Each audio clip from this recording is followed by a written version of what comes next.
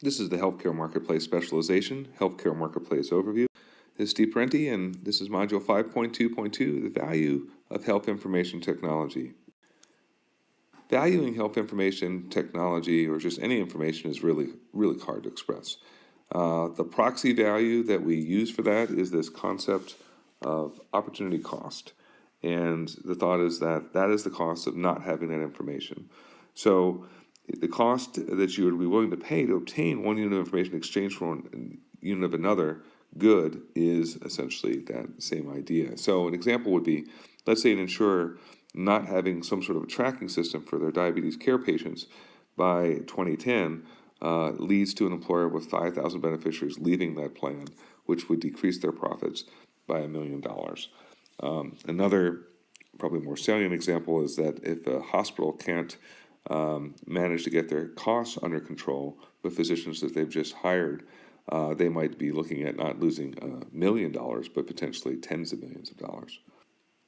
So when we think about valuing information technology, one thing to keep in mind is the downside of what would happen. And so one thing that was a major report came out by the Institute of Medicine, IOM, and they had this report called Crossing the Quality Chasm.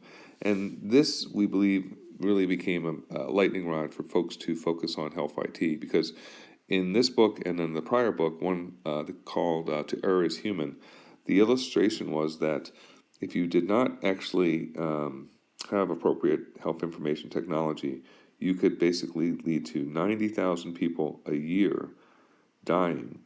That is 747 after 747 of people coming down and crashing for about 270 days because of errors that would have been averted by having health information technology systems. And that really caught people's attention in 2001 when that report came out. So in the report, what the IOM said was that healthcare delivery has been relatively untouched by the revolution going on in information technology and .coms, and it's been transforming nearly every other aspect of society. They also further go on to say that the challenges of applying information technology to healthcare should not be underestimated due to the complexity of this industry.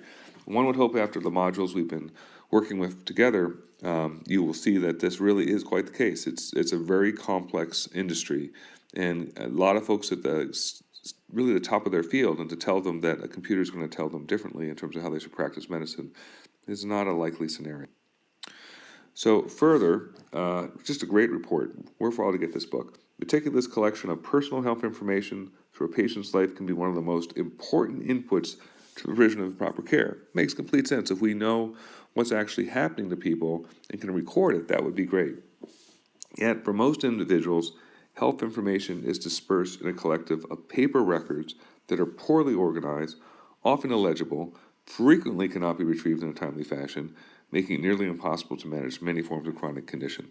As someone who has been a parent for a caregiver for parents who died over in the last few years, I know this as a fact. They both had chronic conditions. They lived till they were 80s, but there was so much information that it was so hard to coordinate because it just wasn't written down and collected very well.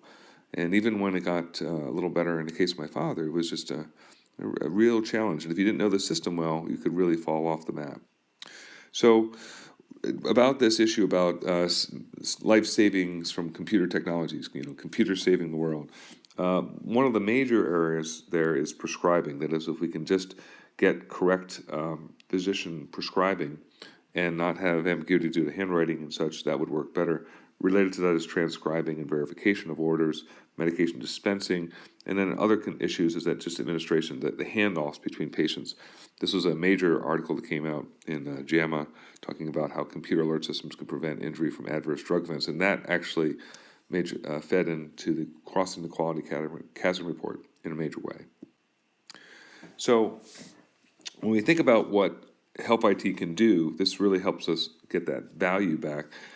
One thought has been that the internet has enormous potential to transform healthcare through information technology and applications in areas of consumer health, clinical care, maybe financial transactions, public health, professional education, and all these things coming together. I've actually talked to lots of Silicon Valley entrepreneurs since 2000, and they all would like to do this. It's just part of the issue is how regulated it is and what's their best entry point in and do that. So again, back to our graphic, we talked about this for the Vision 2010 case from Medtronic. The actual links that are in the IT space are what we have in yellow. The things that have to be built to really get the full value of health information technology are in red. And the U.S. government has invested close to $34 billion now since from basically 2009 through 2014. But we have yet to really see the promise of this. We're hoping to see it very soon, and at least more hospitals have technology than we had before, but it still needs to connect and get out of the hospitals and the physicians and the technology vendors' silos. So when we look again to the Crossing Quality CASM report, recommendation number 9 is particularly germane.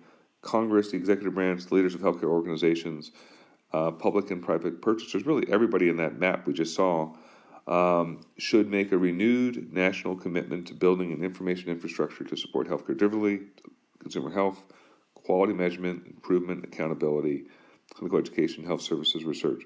This commitment should lead to the elimination of most handwritten clinical data by the end of the decade. What I love about this statement is that they don't say which decade, and they were clearly thinking about 2010. We're sadly looking at maybe not even by 2020 this is going to get fixed. But their message is fairly clear. Healthcare IT is good. It is a necessary but not sufficient asset for a 21st century modern healthcare delivery system. This concludes this module in health information technology and the value of information generated by it.